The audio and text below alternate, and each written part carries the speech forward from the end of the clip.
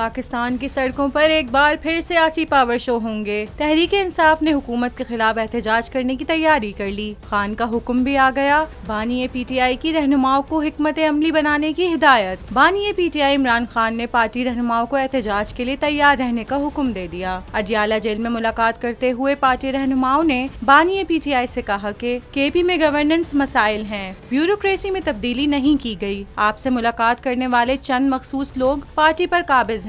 ताहम इमरान खान ने शिबली फराज को खैबर पख्तूनख्वा में गवर्नेंस ब्यूरोक्रेसी मसाइल हल करने की हिदायत की। बानी PTI ने शेर अफजल मरवत की पार्टी रुकनियत मुअत्तल करने की भी हिदायत कर दी।